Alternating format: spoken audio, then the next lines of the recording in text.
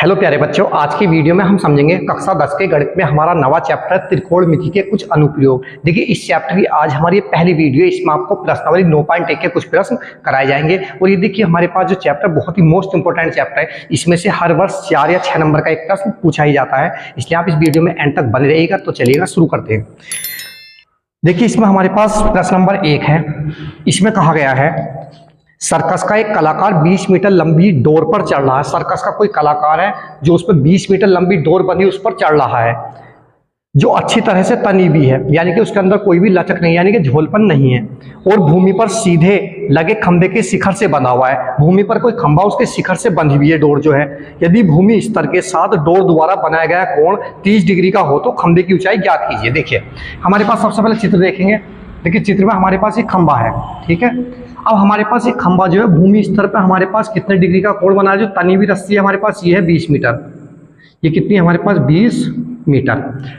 ये क्या है खंबा, ये लिखेंगे ABC। कितने डिग्री का कोण बना रही रस्सी हमारे पास 30 डिग्री का। हमें ये बताना जो एक खंबा लगा हुआ है AB, इसकी ऊंचाई टोटल कितनी है।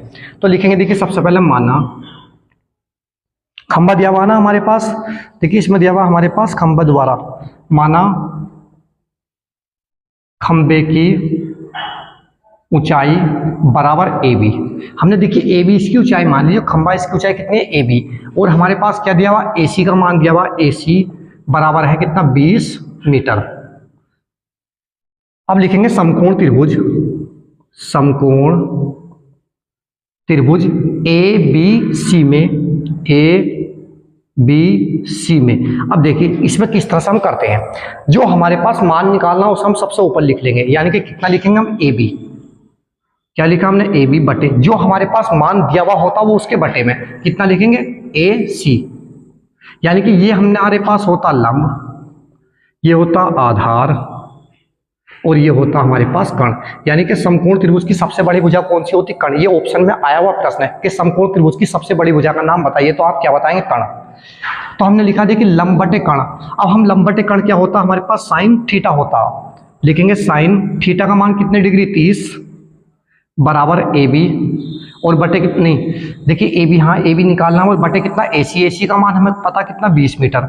साइन 30 का मान कितना होता है 1/2 बराबर AB, और बटे कितना 20। क्रॉस गुणा करेंगे, ये इससे काट सकते हैं 2 1 2, 2 से 2 1 2 10 बार। क्रॉस गुणा AB की इससे करेंगे, कितना जाएगा हमारे पास, ये जाएगा AB बराबर कितना आएगा 10 1 10 इतने मीटर। तो जो हमारे पास खंबा है इसकी ऊंचाई कितनी है 10 मीटर इसकी ऊंचाई है। देखिए, बहुत ही अच्छा प्रस्ताव। इससे आगे प्रश्न नंबर 2 में कहा गया है,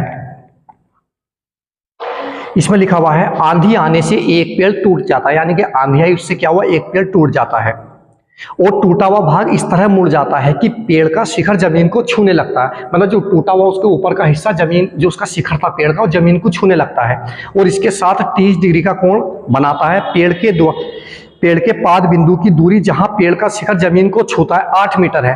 पेड़ की ऊंचाई ज्ञात कीजिए। देखिए, चित्र बनाएंगे सबसे पहले। अगर हमारे पास देखिए ये जो चैप्टर है इसमें अगर हमारे पास चित्र बन गया तो समझो सवाल आसानी के साथ हो सकता है, यानी कि हो ही जाता। देखिए, हमने मान लिया कि हमारे पास ये पेड़ है, ठीक है। ये क्या हमारे पास पूरा पेड़ था, ये लिख लिया हमने A, यहाँ लिख लिया B। अब देखिए, जब आंधी आई तो पेड़ यहाँ से टूट गया। हमने मान लिया कि इस तरह से टूटने के बाद जो जमीन को छू लिया है ये वाला हमारे पास कितने मीटर, 8 मीटर है। अब ये पेड़ A, यहाँ मान लेंगे इसे B, और यहाँ C, और यहाँ D।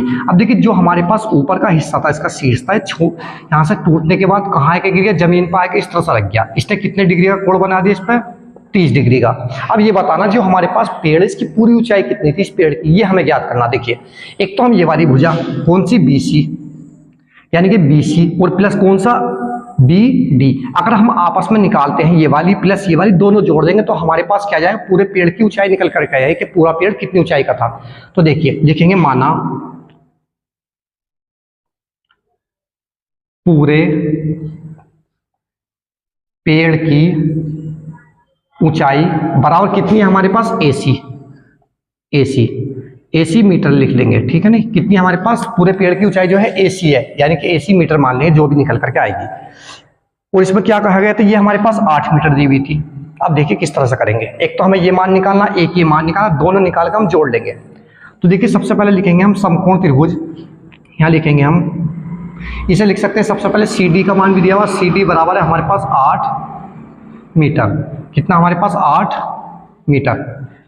लिखेंगे समकोण त्रिभुज, समकोण त्रिभुज बी सी डी में, बी सी डी में, देखिए सबसे पहले हमें बी सी निकालनी, तो लिखेंगे बी सी बटे में कितना लिखेंगे सी डी, क्या लिखा हमने लंब बटे आधार, ये लिखा ना बी सी क्या हो गया लंब हो गया, ये इसका आधार, लंब बटे आधार क्या होता हमारे पास tan थीटा होता, कितना होता tan थीटा, लंब बटे आधार, tan थीटा का मान है हमारे पास इसमें 30 डिग्री बराबर बी सी हमें ज्ञात करना, और बटे कितना सी डी हमारे पास है 8, tan 30 का मान 1 बटे वर्गमूल 3 बराबर बी सी और बटे कितना 8, क्रॉस गुणा कर लेंगे, इसकी गुणा इससे करेंगे तो कितना हो जाएगा बी सी वर्गमूल 3 बराबर कितना 8, इसे इसके बटे में, बी सी बराबर आ गया 8 बटे वर्गमूल 3, इसे हम यहीं छोड़ देंगे। तो हमारे पास इसकी ऊंचाई तो निकल के आ गई, इसकी और निकालनी, जब दोनों की निकले टोटल जोड़ देंगे तो पूरे पेड़ की ऊंचाई आ जाएगी। अब लिखे हम दोबारा, पुनः समकोण त्रिभुज बी सी डी में, यहां भी देखिए क्या लिखेंगे हम, यानी कि आपका हमें ये निकालने लिख लेंगे कितना बी डी, बी डी और बटे में कितना सी डी। देखिए हमने क्या लिखा बी डी बटे सी डी, यानी कि हमारे पास क्या है कण है हमारे पास, और ये क्या हमारे पास आधार है, कण बटे आधार क्या होता है हमारे पास सेक थीटा होता, सेक थीटा कण बटे आधार। देखिए इससे निकाल लेते हैं लाल बटे कक्का से, डबल के ए, हमारे पास देखिए दूसरा क्या होता आधार बटे कण होता, और ये क्या लिखा हमने लिखा कण बटे आधार, तो हमारे पास कोस का उल्टा क्या होता सेक होता, तो लिखेंगे सेक थीटा। अब सेक थीटा का मान कितना इसमें 30 डिग्री बराबर बी डी हमारे पास ज्ञात करना है, इसमें हमें बी डी और बटे सी डी का मान है 8।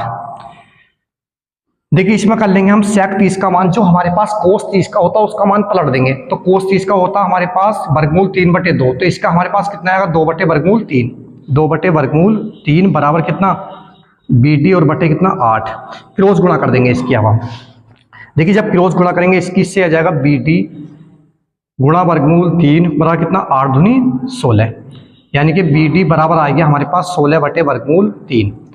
अब देखिए हमारे पास बी डी का मान निकल के आ गया, बी सी का जोड़ देंगे, यहाँ लिखेंगे पूरे पेड़ की ऊंचाई, पूरे पेड़ की ऊंचाई बराबर कितना बी सी प्लस कितना बी डी। बी सी का मान हमारे पास कितना आया था 8 बटे वर्गमूल 3 प्लस इसका कितना आया था हमारे पास, इसका मान आया था 16 बटे वर्गमूल 3। देखिए वर्गमूल 3 एलसीएम आएगा इसमें हमारे पास, ऊपर बचा 8 प्लस 16, इसके बाद में हमारे पास 16 और 8 कितना हो गया 24, और बटे कितना वर्गमूल 3 गुणा कितना आएगा, ऊपर नीचे हम गुणा कर लेंगे वर्गमूल 3 से, यानी कि हर के कंजुगेट से, तो वर्गमूल 3 बटे कितना वर्गमूल 3। अब देखिए इसके बाद में हम गुणा करेंगे इसकी 24 वर्गमूल 3 बटे वर्गमूल 3 की वर्गमूल 3 से गुणा करेंगे कितना आएगा 3, 3 से काट लेंगे 3 अट्ठे 24, तो यह जाएगा 8 वर्गमूल 3। तो इस पूरे पेड़ की ऊंचाई कितनी है हमारे पास 8 वर्गमूल 3।